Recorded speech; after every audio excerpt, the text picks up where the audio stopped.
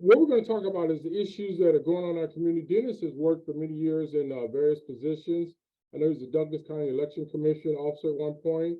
He's worked in the Department of Labor and other things and other organizations. And also we've had some conversations about our election and issues like that that we should be able to address and talk about. So we're not getting to a lot of long-winded introductions to get to the topic.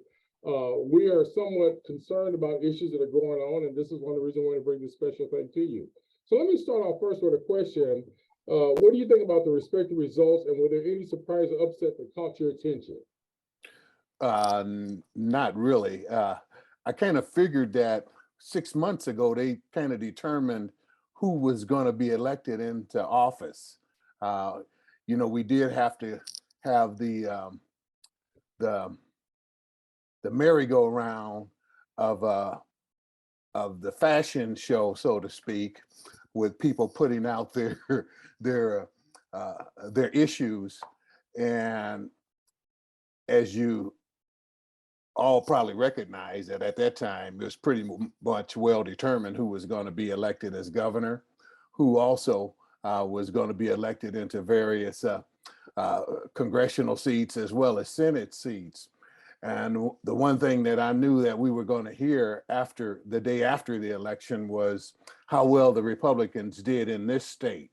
They didn't fare well nationally, but as you're listening to the news and you're hearing a lot of things, and you'll probably see it in the World Herald more, that this is our state and it's going to stay that way. Right, got that kind of conservative mentality. In recent years, we've seen the Democratic Party reach out by hiring a couple of dark-skinned personalities with insignificant engagement in our community. Somewhat silly if you look at them, to challenge the system of racism or whatever, I guess.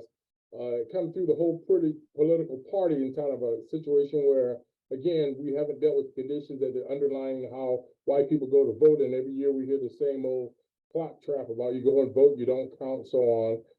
And one of the things I'm also noticing, we've had an increase in killings and murders in our community. Our educational system's totally useless. Brainwashing, you got school to prison pipeline going on. You got institutions that don't want to provide what we call test scores and grades and things in the public arena that shows what's going on. And basically our public institutions from the elementary to the post-secondary don't show maybe good results for African Americans and particularly people of color and low-income families. And so my question is, how do we increase the effectiveness when it's obvious we got a Department of Education that's in shambles, we got our judicial, our legislative system, you name it, and we got a disproportionate number of African Americans going into prison and so on. How can we change it to deal with this critical whitewashing education or dealing with this situation we're facing in our community? So what do we do? Because the election, people see it as the way of doing it. But what can we do? Because after election, we get the same results in Nebraska, particularly in Omaha. Well, I'm going to let Cheryl chime in too, because I don't want to take the whole show, but I think this is a community event right now. So, well, I'm going to say, I'm probably not going to make some people happy when that are listening or participating in this, is because I do agree with Mr. Womack here on a few things that it was kind of seen. And I think that comes from, this is from my perspective, which I find discerning, and really the Democratic Party here, just because they have taken the position, this isn't our state, this is a red state, and so they don't really go after something. And I don't understand how you can get into a fight. And I've mentioned this to several people. The way I see this, it is like a boxing match. And the reason that Tyson won many of his fights so easily is that they were already scared when they got in the ring. The Democratic Party here, and I'm going to say, right, I'm not a Democrat, I'm not a Republican. I am an independent, informed voter. I look at the candidates that's running. And if there's not one there that I want, that I feel I can support and vote, I don't mark them, but I'm going to always go and vote. But I've seen this time and time. This was ridiculous on the support that this party and has given the individuals. And I can see why some individuals don't want to jump out there, because you don't seem to be getting the support. I just feel we know that there was a lot of money put in from Ricketts, his mom, and who else in that family, for Pillin and others, but they did not seem to support Carol Blood, Senator Carol Blood. And I felt that she was definitely the better candidate, not because she was a Democrat or a woman, she was the best candidate. And it did not seem like to me they really supported her financially. The National didn't. Their whole thing is this analytical process that they have in deciding who to support in candidates. The local didn't seem to. They came out the last minute talking about how great it was. The World Herald and Lincoln Star supported her. And, you know, you had a few months. Looks like you could have gotten out and did some more work for her. Cheryl, here's a point I want to interrupt a little bit, is that, you know, it's obvious they don't know what they're doing. You got Jane Klebb in the middle of Nebraska somewhere trying to operate the state. She's got some bad backup. She's probably got some incompetency behaviors going on. You just got through bringing, who's this other guy is, Dave Pantos, who had so many skeletons in his closet, and the skeletons were talking. He had no sense of running. So you got all this crazy stuff. But I want to switch up a little bit. I was reviewing the results. I'm going to interrupt you here for a minute. It's because Okay. you asked, how can we change things? You can't change things if you keep doing the same thing. So give me an You cannot example of what change we things. change, Absolutely. Cheryl. Absolutely. Pardon? What can we change to make it better? We need to find people when they are willing to run, and it is in our legislative, it's in our elected positions. That's how you make change. And this city has just taken a position that it's it. So I mean, why even exist if you're not willing to get out there?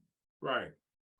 That's the hope. You're not going to change until you get people of some substance. And it really infuriates me that if the Republican can get a dog and run, you can't find You talking about Herschel Walker a quick, human Cheryl. being to run.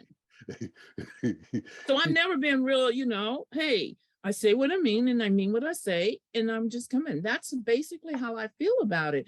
They will get anyone to run and they will support them. Absolutely. And when I look on a ballot and I see there were 5, 6, I think, positions on there, nobody was even running against. Right, which You is should embarrassing. never, Absolutely. ever be where you have that. Unopposed. Absolutely. Then And it's you're not irrational. going to change. So you're saying things, Ashma, that we've been talking about for the last how many years? Yeah. And you say change? How are you going to change it? You tell me, how can you change it? Well, Dennis, can you weigh in on this? let me interject there. First of all, I respect and appreciate what you just said, because what you're talking about right now was a big topic on national news, on MSNBC and a few other channels that are friendly to the minority community. And the one thing that I know the Democrats haven't done in ages around here is try to attract young Black and Hispanic men into, and I don't see that footwork from a community standpoint that I think is necessary to incorporate them into the voting process. It's almost like they're afraid to.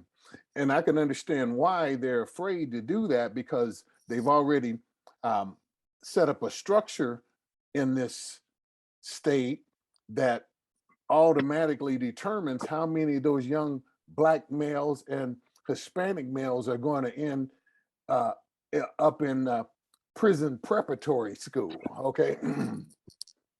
So they nullify the vote there. And in a couple of these races that are currently still unsolved right now, if some of them people that we just identified specifically from the Democratic Party, and I'm a Democrat, but I think I'm more of a national Democrat than a local one, because I think that this Democratic Party is light years behind what the National Democratic Party is doing. So they've already discounted a vote that I think a lot of other states, progressive states, are going after. And for some reason or another, I don't understand why they're unwilling to change, because you were right when you said they never go into a fight prepared, Mm-mm. and they're scared when they go, you know, Mhm. and I think a lot of that, Cheryl, was because they look at the data. They're outnumbered 2-1. Wait, Two wait, hold on, hold Republicans. on. You mean two? I thought Douglas County had more Democrats than Republicans. Yeah, but you got them Don Klein type of Democrats here. Okay, Oh, okay. So that's they what tend to be you much more got. conservative. You know, Okay, and the reality behind that is them are Dixiecrats. Okay, right. because yeah, But those, actually, if you look at when you go back and look, and it'll come out again probably after Friday, so there are more independents registered than Democrats or Republicans. Democrats do not go after them. They do not go. They tend to go, well, if you're outnumbered, how do you think you're going to make it? And Dennis, you brought out a point. They don't go after young, and I'm going to inject not only Black women, young Black men, but also women of Black and brown. They do not go after, they do not go for a fight. You come out, and I get these little letters or emails asking for donations, and I sent back, when you start to support the candidate and go after it, then I'll donate. I'm not donating one dime to you. I will donate to the individual candidate, which I did, but I'm not going to donate to someone organization. And like I said, I know some people who might be watching something going to disagree, but I agree with you on Ajma, that the leadership here Pure is inept, so pure incompetent. well, it's utterly ridiculous. Look, I can help you with that. I did write them a letter regarding that. Mhm. And I don't think the letter was threatening. All I did was tell the current chairman for the state party is that if they would be willing to go out and make amends with young Black men, and I was basing that on a historical event that happened here in 1968, where the Nebraska Democratic Party allowed George Wallace to come in here and turn this whole city and state upside down with a riot that night to where people were killed. So I thought that by trying to tell the current chairperson that if they went out and made a simple apology like many other progressive states were doing at that time, getting rid of Confederate monuments and renaming buildings that were named after racists, they were doing progressive things. But in this state, they would rather run from that than to face it, which I think would have been a real feather in their cap to where they could have went out and probably started garnering more support from those young Black men. Right. As But well Dennis, as here's the point I'm driving home, and I think part of what we all agree on, I think, is that the Democratic Party or the institutions, or these entities have not reached out to all the populations they could. I mean, some people lost by some small numbers. I know the sheriff situation, which is almost embarrassing. You had a guy who was African American working for 25 years, and you got two individuals from the police department coming beating, and neither one of them have high credibility in North Omaha. Particularly, one of them has bad credibility, and yet it's like, how does that work out? It's just messed up. So my point I'm driving our question somewhat is, if we as a community or as a entity cannot push back on the history of this critical racism that we experience, you got segregation that been happening for years. We live in a very divided racial community. You got people on the bystanders on the sidelines doing nothing, and it's just crazy. By the way, going back to some of the money, and I know you both mentioned about this donations and how you do that. I must have got at least 45, 50 mailings, okay? And I voted early through the mail and all that. So they didn't have to waste all those envelopes or all those postcards, gigantic postcards, color, and I'm sure each one of them costs a pretty penny. I don't need all that crap. And again, you wasted paper, because I had my mind made up again at least a month or two ago. I don't even listen to the debate because I know how some of these people talk and what I've heard about them in the past. But my point is, we're spending too much money on junk mail, advertisement, 20 zillion commercials. We should be able to do so much better than that. So my question is, why is it so difficult to run for office, and why is it so costly? And look what we get. Well, the reason that is it's difficult right now is because one, you've got the media involved who usually kind of slants things and puts spin on a lot of things. So it costs you a little bit to get your name out there now. Right. And what candidates do is they try to work hard enough to where they don't have to have a recount. So what you're going to see probably here, and I'll use maybe Nevada as an example, or is it Arizona, where that Lake girl is already starting to complain about the ballot count. You know, in this state, if you wanted a recount, you have to pay for it out of your pocket. Unless it's the 1%. Unless Absolutely, it's Wait, absolutely. So- help me with that. What do you mean by, sir, when you say less than 1%? What does that mean? I believe Well, it is one. Go ahead, yeah. because you were in there. Go ahead, Yeah. Dennis. So if you win by more than 1%, it's okay. But if it's less and you challenge it, you got to pay for it. Oh, got you. Yeah. So what you want to do is to make them do it freely. But the parties that you're talking about, and Cheryl, I do have to agree with you on that Carol Blood thing. I'm not so sure that she was the best candidate, but I really liked her. The best out of the two. Absolutely. I really liked how she Yes, she did. pictured and painted Jim Pillen, because that little speech that he gave tonight on TV, the guy was stumbling over his feet. He couldn't even come out and say, I'm going to be the governor for everybody in this state. That was so difficult for him. And what we did, when I looked at that, I said, you know, all we did is put another racist down there. Wow. Wow. I looked at one of the commercials that he had, and he didn't even really do that many, but it was just towards the end. And he had these little grandkids and stuff sitting around him. Yeah. And he said, and the one little boy at the end, is that, are we done yet? And he's, no, we are just beginning. Mhm. And I thought, beginning for you, but not for us. Right. Absolutely. But, you know, Ajma, I'm going to talk about when you said you got all those mailings and stuff. Who did you get the mailings from? All of them. All the above. I didn't get a lot of mailings from any of the Democrat Ours, candidates. Yeah, other than, I got some from more Republicans. As a matter of fact, some of them. that's my point. House the day before and dropped a whole lot at the house. That's my point is I got more from, and people could say, well, they had more money to spend.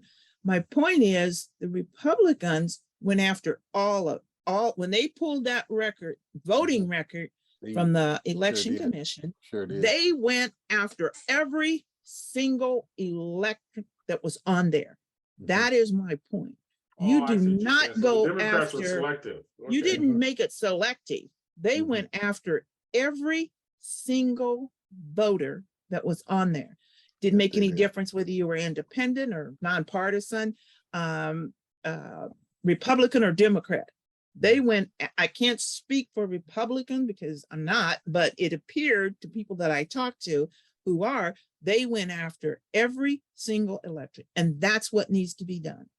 You know, I saw in the paper today a quote from the woman who won the school board race. And I find the school board kind of a disappointing. And one of the comments she made about Mark Snow, he's a nice guy and he's intelligent. I'm like, are you serious? And then they made some comments about how they're going to support the teachers. There was no mention about parents, students, community. We have integration supposedly in Omaha. We have schools of segregation. We have busing. We even have district elections. And as you look at our students, what's going on today, they come out of the school system to go directly to the prison, which is alluded to earlier. So the school board elections are probably the biggest joke of all. I've not seen one school board member do community forums like they used to do in the old days. I see them do their little funny meetings where they have their entourage and they have their handlers and they in a certain place. But each one of them are elected by district and their allegiance is to the district. And as I listen to them yap and talk,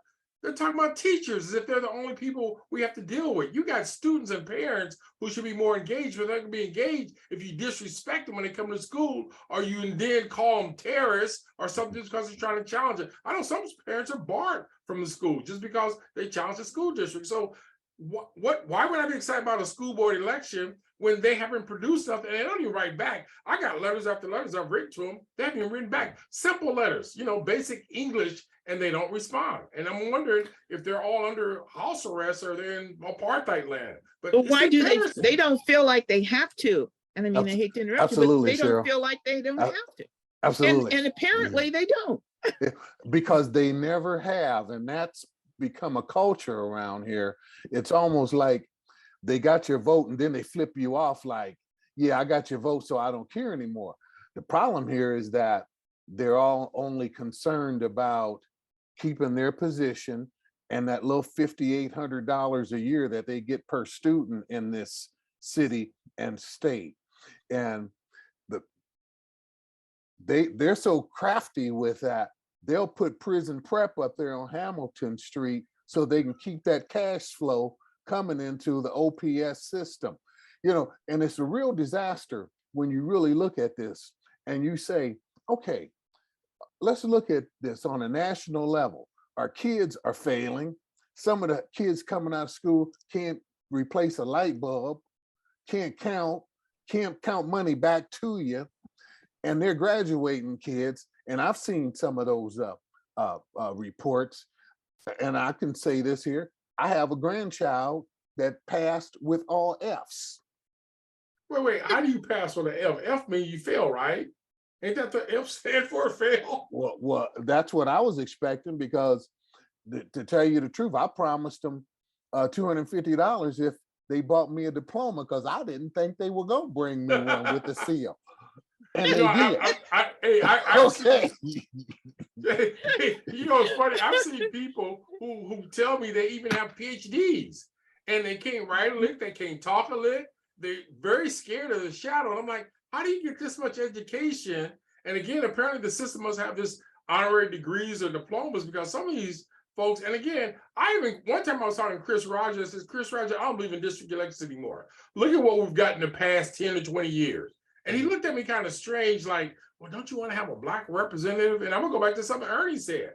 Ernie said at one point he'd rather have a competent police chief than an incompetent Black police chief. I mean, Ernie is very harsh on some things, and he was one who started district elections. But at the end of the day, when you have African Americans who have more allegiance to people outside their neighborhoods, their communities, what good are they? I mean, look at our community, look at the demographics. They don't even produce the data. So anyway, let me switch up. I was looking at the statewide races in the whole state. Are there any social implications for us as African Americans? Meaning the governor, treasurer, all that stuff. Is there anything in that we have to be concerned with in the next 2 to 4 years? Well, I think one, you need to be concerned about that darn minimum wage bill. Yeah, a little bit here, but by the time you get to the next phase of that, in terms of the incremental rates that they plan to put in place, people are going to be another 4% behind in terms of economics. So they'll never, ever get caught up. And I think that social engineering here has always been to keep Black people at a certain economical rate here. And they do it very well. As I was explaining to somebody, if the Democratic Party was smart here, when they were out passing out those, the sign-in sheets for the petitions for the marijuana bill here, okay?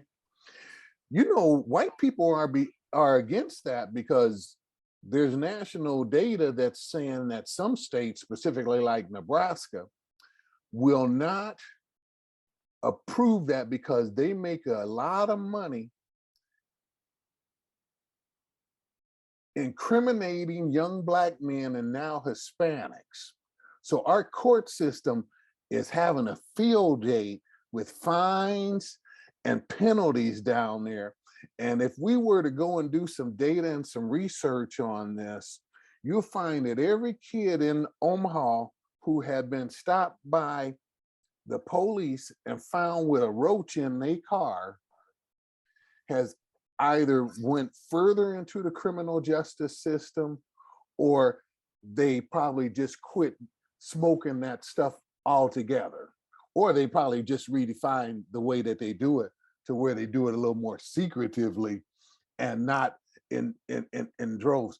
You know, the one thing I always told my sons is this: if you got some friends, some homies, and you don't know what they're doing all day while you're in school, and you see them after you get out of school and there's 2 or 3 of them deep in that car, you better not get in. True. Yeah, You know what? better not get I in. was going to raise a different point. I think part of it goes back to, if I look in terms of the whole juvenile justice, criminal justice system, oftentimes we don't challenge law enforcement the way we should. The judges is another thing. We do have any studies that talk about the sentencing rate of how long African Americans get compared to whites or whatever. And again, I'm not saying if you do the crime, you don't have to do the time. My point is that you got a lot of people who get let off because they got friends in the system. And again, it happens, there's circumstances and so on, but have we had our criminal justice department, appropriately named, do any research on the criminal justice system as it regards to race in Nebraska? I saw something about a year or 2 ago. I called the African-American female up to see if she could talk about it more. She wouldn't return the call. It was like she was told, don't talk to Alshima because he's gonna challenge you to do better work or something. But I don't even see reports that showed, how do you get 20 to 30% of the people in the state pen being African Americans, and we only make up what, 5 or 6% of the state population? How does that work? You know, and so these are the kind of questions politicians, people should be asking. You got all these so-called nonprofits, and I know I hear Dr. Donna Pope is always saying, we have over what, 5,000 or 6,000 nonprofits in the city, and our conditions are getting worse. What are they, what, exclusive fraternities and sororities that don't help the public at all, but basically themselves? So going back to these national, the state elections, I don't see how some of those people in Lincoln even react to or deal with our community. Like the State Board of Education, another example. When was the last time you seen a state board member in our community? Our community forum. 30 years ago, we had one at St. Martin's. I can't think of one time that you've seen the state board meeting in North Mall or South Mall dealing with constituencies issues outside of the sexual healing discussions they've been having recently. Well, I'm going to go back to what I said before. They don't feel like they have to, and they don't. And then, but I do want to say, when you made your point of statistics, when they were getting ready to build the juvenile prison, there were statistics. It's on their website. That's what I couldn't understand, why people, it's out there on their website. I did a couple of studies on it, or did a couple of graphs and things on that, took that same information and showed where the zip codes were of the individuals going into there. And you talk about being able, you know, what is the statistics on time? You take a Black kid and a white kid and do the same thing. White kid doesn't go to jail. He goes to the juvenile prevention court thing that they have. I'm just going to, yeah, they have the diversion program. Yeah. So, you know, there's statistics out there that show just for us what it is, but you don't even have to look at that to see, look around you. I'm going to bring up the point, and I don't condone anybody shooting and killing someone. But if you remember just this past year, the young white kid who killed someone, I think it was it at his parents' swimming pool or something, and they said, oh my God, it was so terrible. He felt threatened or whatever. What happened to it? Squash. It was a friend. It was an accident. It was a friend. Right? And then the other one where they killed the white guy, they were both white, young man, in the home, supposedly playing with the gun, had probably been smoking a little or doing some drugs. But guess what? What did the judge say? Well, he needs to go and finish school. They gave him nothing. You take a Black kid, oh, he's being held in the county jail and will be charged as an adult. Absolutely. So, I mean, it's in front of your face. They don't have to give you the statistics. Yeah, the statistics have been done and they're there. You know, go back to, like you said, Dennis, how do you graduate with Fs? Cost you $250? just have a kid go through the OPS system and you'll have to pay that 200. Never bet again. I want you bet you I won't sure do that won't. again. I sure won't. Because I mean, I know a kid, he was a foster kid, and do you know that he graduated from South High? He had his diploma and he couldn't read that diploma, couldn't read hardly his Wow. name. So, and this was years, I think he's been out of school 15 years, maybe 10 or 15, one or the other. And here's the thing, it's still happening today. Yeah, and the reason I'm really concerned is because, garbage in, garbage out. I'm not calling people garbage, but what I'm saying is if you don't give the right education, you don't have the checks and balance, you don't have the community involved, you don't have the longitudinal study to say what happened to that kid 5 years after they leave school, then that's how we measure school. You see OPS will put A+ on stuff, excellence and all this. And at the end of the day, for many African-American kids and low-income families, they have a hard time in OPS because it's very Europe-centric.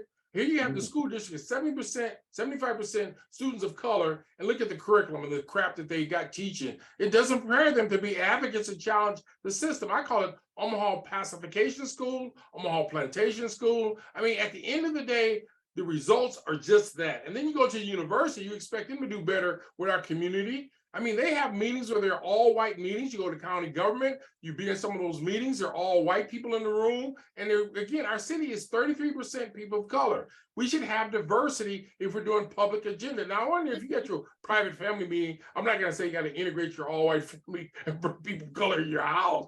But what I'm disappointed in is that you got government people getting paid checks and they have no connections, no significant connections with the very people they serve. Some of them have never been into North and South Omaha in their life, and they don't know any Black folks except what they see on TV. Absolutely. Well, you asked about another issue that we need to look at, and that's that voter ID bill. Exactly. That is the most racist policy that I've ever seen, and that is a real direct slap. Well, hey, Dennis, let me push back because I've heard some of the arguments on the other side. I just want to ask you, are you saying that we can't get IDs for everybody? I mean, years back, the Department of Helpfulness and Hopeless Services gave people vouchers to get ID because they needed for something there. Can we not get our government structure, if they require the ID, particularly for people who are dirt poor, when those IDs are not cheap anymore? Back in the day, we were growing up, they were like $5, $6. Now they're almost like $20 to get a state ID. So how can we do that, particularly voting? Again, do you really need to have an ID to vote, number one? And number two, if we require it, why don't we pay for it? Just like if you tell students you have to have this and this in school, the school system is obligated to pay for those students. Well, the one thing, you don't really need that because, they send you a card after you register to vote. Oh, okay. They send you a card to let you know where your polling location is. However, I think the three of us probably vote by mail. Right. But See what the voter ID did, and that's where people were a little wrong, is that voter ID set, and it's going to depend upon, once they want to make this, they have not determined and stated how and what type of ID will be determined. It's not going to be just your, you got your driver's license ID. It's going to have to be what they consider state voter ID. Just like if you go fly on an airplane now, you have to have the specified, it has to be approved ID. But flying, they will take a driver's license, a state driver's license. This whole thing was set up to make the voter ID be stipulated. So some of like our elders who don't have a driver's license ID, which would have been approved by a birth certificate, that's where they're going. Is those things, it's nothing more than a poll tax in a sense. Well, absolutely. And you're right. And there was an article in the Public Pulse, Omaha World Herald, and it was written by, I know the gentleman that wrote it was white, and he said, this is going to disenfranchise people like my grandmother who has been voting all of her 80-some years. You're going to require her to go and get a specific picture, like for a passport, You're going to want to say, you have to show your birth certificate or so forth. They have to be driven to there. He says, my grandmother will get it, but how many others will not be able to get it? And it was purposely designed by the Republican Party and Ricketts and his mother, who spent over $1 million doing it. And here's another thing that I fault. I know that there are individuals out there and they were Black. And I know they could have gotten a job, but they took the job of getting those petitions signed. And what was happening, they weren't getting enough to meet the quota of the percentage that you have to have from each precinct or district. Yep. And those people, and I know some of them, I hope you can look at well, evidently you can look at yourself in the mirror, because you went up to people in our community and asked them to sign this underneath and did not truly explain what it was for, why, what purpose would it serve. And that's how they got it. And that's how voter ID got on the ballot. They didn't have to worry about the Western area because they knew what they were going to support. But here locally in Douglas County, that's what happened. And that voter ID, you have not seen the worst of it yet, because we didn't need it. Because like you said, Dennis, once you signed up, you get a card, you go in there, you sign your deal. But you will notice the difference once they determine what those in power, are saying, this is the only accepted ID. You know, Dennis and Cheryl, you raised an interesting point. Technically, if you get a piece of mail and you can vote without even showing ID, why not enfranchise, give other people that same opportunity? So whether I come in person, I have to show an ID. But if I vote in a house and use the paper or your envelope, that should be ID enough because you mailed it to my house. I'm a registered voter. They're going to make that. I can't say because I don't know exactly, but I would bet on it. I'm not going to bet $250 like Dennis, but I'm going to bet that when we get these mail-ins, you're going to have to show proof of photo proof, a copy. And the reason why I say that, because that will disenfranchise even more, because we are such a lazy society. And I don't mean just we being Black folks. I don't mean that. I'm saying the society as a whole. We are lazy because some of us will even get the ballot and we won't even fill it out and send it back in. But they get that ballot. And what happens if they say, when you mail this ballot, you must attach your state approved ID.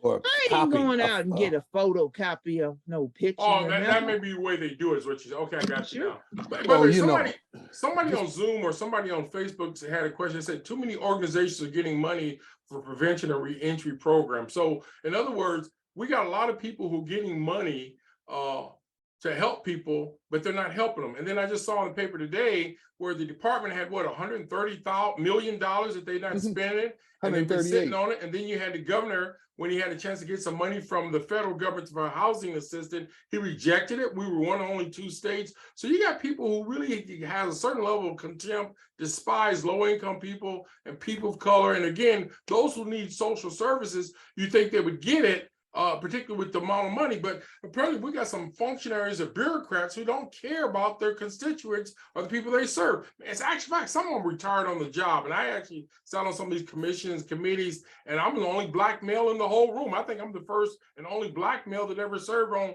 Nebraska's Children's Commission. And then when I walked in the room, when the first meeting, they made a motion that they wanted to make sure there's diversity in the leadership and such and such. And there was probably about 4 or 5 white folks who wouldn't vote for it. They didn't want to talk about race. And I think they got directions that they don't want to include people at the table, and they're meeting privately and secretly. They don't videotape these meetings. They don't bring it to the community. So I'm even wondering, why am I paying taxes to government doesn't allow people like you and I in the room, or they don't give us proceedings or information so that we can at least weigh in to say, you're not doing your jobs. Well, first of all, that voter ID thing was created by probably some of our most staunch racists in this town, Julie Slamma-Lamma and horny Herbster, who was running for governor. Okay. Hey, I mean, Well, hey, and what Dennis, can you call you Ricketts? slamming on Ricketts them, but and his what and, people mother. don't understand, you get to and, say that because they're public officials. and, You got and freedom of speech, right? absolutely. And Cricket Ricketts, Jiminy Cricket, as I call him, because that's what he looked like. He almost looked like that turtle that he named as the Well, hold state. on, we can't make fun of Oh people's my good, physical isn't that appearance. We gotta deal with that's their such a ideologies. laughing stock? I'm The telling you. turtle. Oh my Yeah, God, I turtle. couldn't Yeah. believe it. So I just think that Nebraska is a punitive state, and it's even more Very much punitive so. based on the complexion of your skin. And I Correct. can say that because I'm a native, and both of you are as well. And I think Mhm. that we can speak on it a whole lot better than a whole bunch of people around here because we've seen what has happened from generation to generation around here. You can call us old school if you want to. I just say that there's a whole bunch of knowledge here that this community needs and wants to run from, because I think that they've put us in what I believe is a false reality around here. And I would agree with you. and that's why things are crazy, and we're going to see it get a little more crazy. And if you look at this community who people shied away from for many, many years, all of these religious groups that when riots came, they all disappeared in the community. But when they found out there was money and poverty, they all showed back up Well, in even this even community. this money they're coming in, I heard one of our board members went to one of those meetings, what called Arapa, and he says there was people he's never seen in his life in North Omaha, and people who have never busted a grape in a food fight, as they say, are now applying for thousands and millions of dollars to do stuff that they can't deliver. I mean, how can you walk in like a colonialist or somebody, and all of a sudden you want to give service to people you never even talked to any of them. You don't know what their needs are. I mean, it's the same arrogance of government at times. And I can understand some help on one level, but why are you getting access to money that you've never contributed or done anything for to get the money? And so it's going to be a hot mess coming up here. I saw another comment on our Facebook thing that says North Omaha is a money-making industry and for many external folks. By the way, the head honchos in the Department of Social Service, none of them are from Nebraska. None of them, to my knowledge, have ever done a community forum in North Omaha.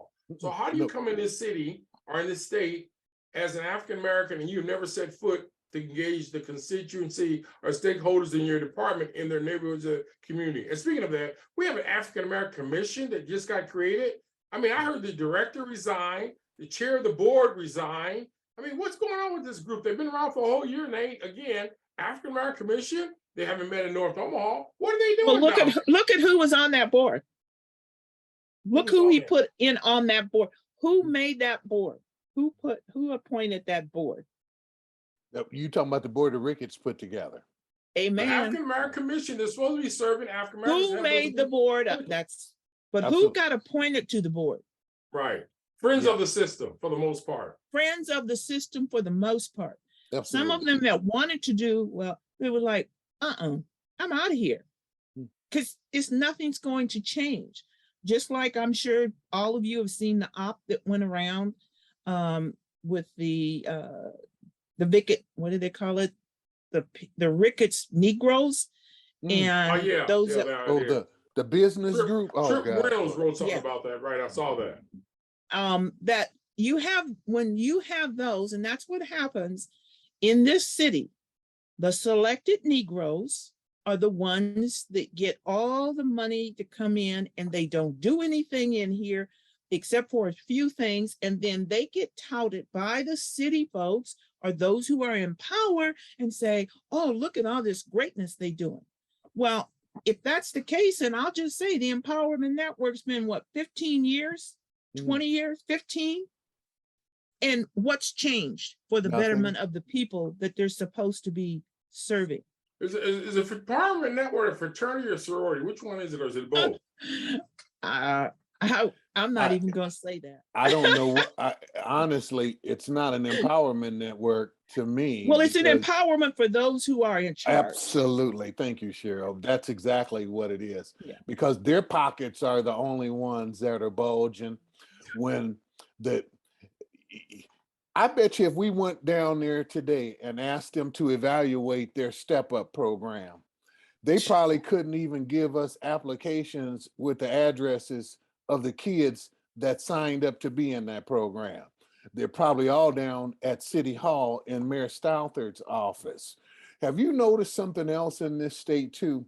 They don't provide employment training programs for those of us over 21 here. I Now didn't they know say that. they do.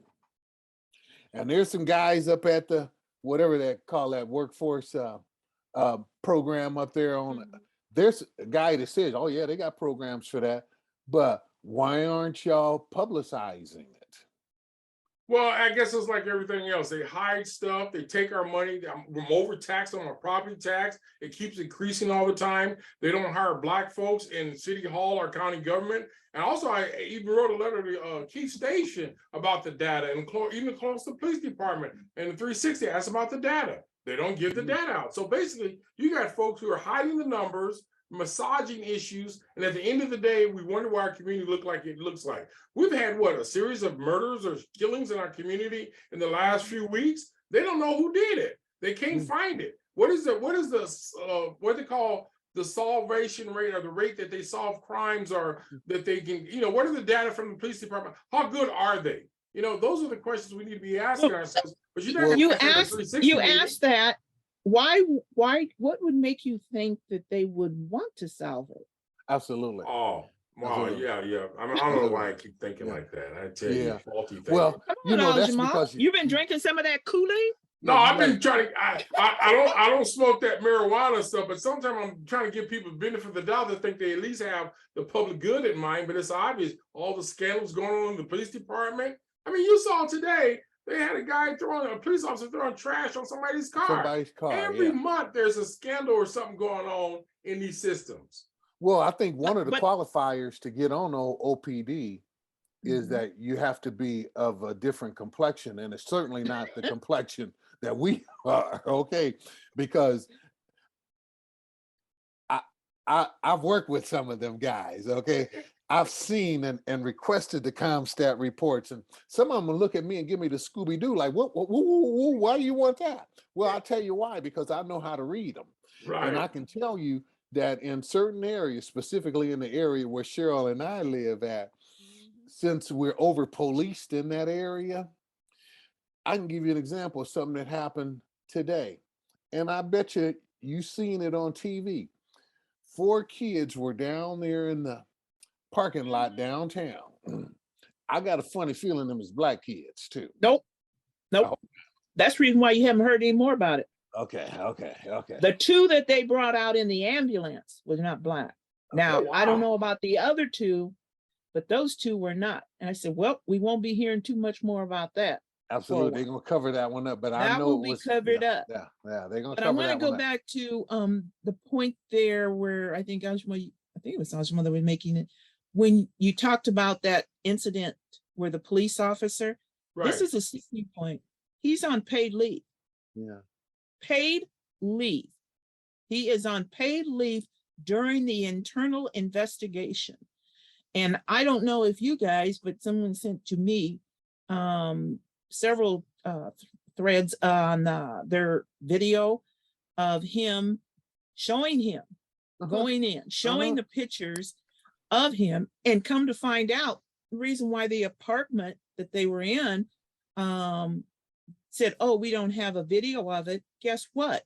His rent was comped.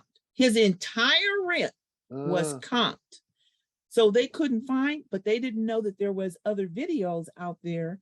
And this young lady, she got a video. Her family told her to get this. They have now video of this, but they have doing an internal investigation.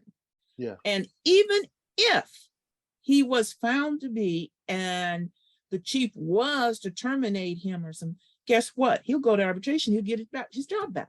But right now, we are paying his salary. He is on that. And this, you brought up the point that you must be a person that doesn't look like us.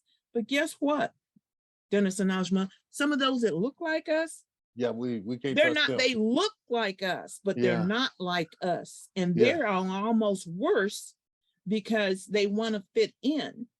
And I keep telling people I talk to, and they laugh, but I'm serious. You were Black yesterday, you're Black today, and you're going to be Black tomorrow. And in Absolutely. their eyes, you will never, ever, ever fit in. Never. Well, I think you're right about that one, Cheryl, because I think that we need to put out a real community warning for young Black men to be prepared to see that Tony Connor, Anthony, whatever Connor boy, he's Bull Connor in a Black face. Okay, You got that right. and he's damn determined to satisfy the racist white society's needs by incarcerating and beating down as many Black kids as he possibly can. And at the way that I see it, he wants to beat down Black women too. That boy would be a total disaster in this state. You know, we got He already is. We got about maybe 5-10 minutes left, and I wanted to kind of stay within a little bit of the political realm a little bit also. Do you think in Nebraska we would ever have political parties that are responsible, particularly to the African American community, whether it be independent, Republican, or Democrat? Do you think that would happen in Nebraska? Because Nebraska is leaning towards Florida and Arizona in their behavior. So do you think that might be a possibility? Can we hope for that at some point if we work hard now for the next election or whatever?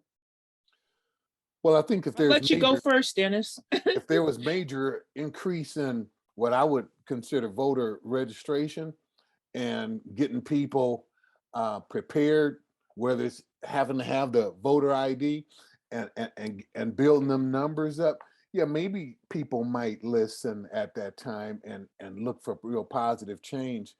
But this cosmetic change that I'll just say the Democratic Party tries to do here, well, we'll plug a couple Blacks in and hopefully that'll spark up the Black community.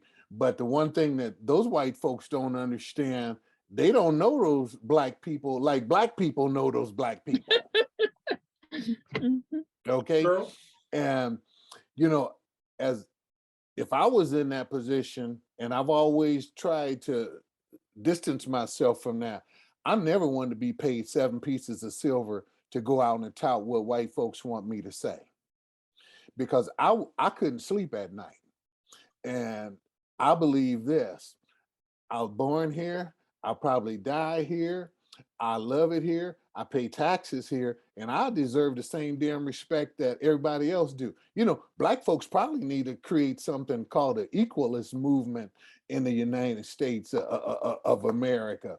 We really want to be treated equally, just like y'all are, because we done paid our dues, and we tired of being overlooked too. Cheryl? I would say, you know, you hit it on the nail, things, but until we, and I mean people like me, until we make a change in ourselves and demand and get things on our own, come together and get those things. When you hear some of the words Paul Robeson's and Malcolm X or Farrakhan says, as long as you keep depending upon those who are in power and control, you will never, ever reach that equality. And until you own things, till you own that, it's always going to be the same.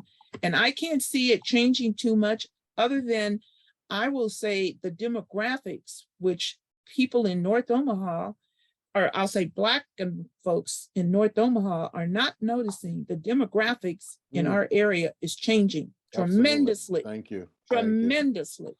Thank you. We are going to be outnumbered. And those that changing the demographics, they are going to make the decision.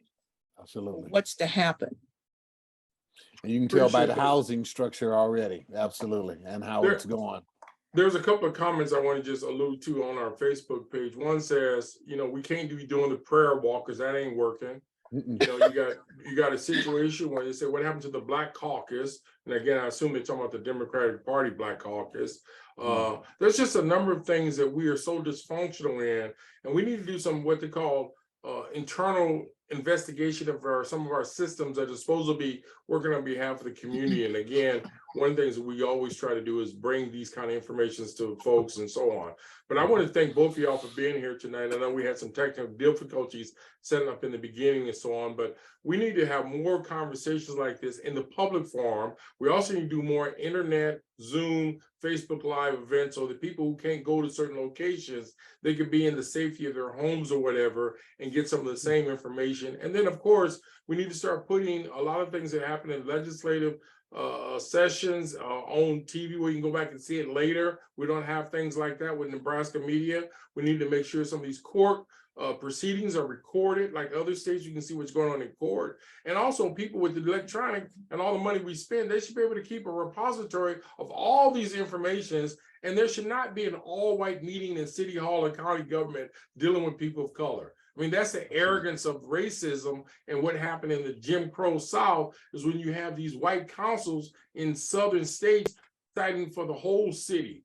And you guarantee you the water problem they have in Jackson, Mississippi or Flint would not have happened if those were predominantly white communities. So we need to continue to stay involved and vigilant on challenging the system and not be friends of the system, because at the end of the day, there are some people who are in leadership positions. I've never seen one piece of paper with their name on it where they've challenged racism. And of course, you got these offices like the one down in the mayor's office that's supposed to be dealing with race equity. When was the last time any of you have seen any data from that office? How many people of color work in city hall, county government, the county jail, you name it? And how is that? How are they in terms of leadership? I'm not talking about the people who are doing the maintenance work like cleaning, but I'm saying in general along that whole hierarchy of the system. So again, there's something that's wrong when we live in a country or a community where a significant number of people are excluded because of the color of their skin. So I really thank both of y'all for being here tonight, and hopefully we can continue this dialogue to help bring some light to some of these superficial situations or oppressive situations in our state and in our community. So join us again, hopefully next time we do a special edition with more moving them off of race equity. We will have this posted on our website. You can watch it, and also feel free to give feedback to us through our evaluation process and other ways of communicating some of your concerns we'd like to cover, because there's nothing worse than having conversations and we don't do nothing with them. So thank both of you for being here tonight, Cheryl and Dennis, again for the invite. And by the way, you were right. We're all Nebraskans, okay? Absolutely. I was born in Hastings. I got out of that rat race place over there when I was infant, but I grew up in Omaha. And so since we've been here, as long as we are, we got a lot of wealth of information between the three of us. We could probably run the whole school district by ourselves just from what we went through. So I really appreciate y'all. Absolutely, we could. Throwing out some heavy light, and hope we'll do it again. Take care. As we always say to folks when we finish a program, Baroko, and may the force be with you.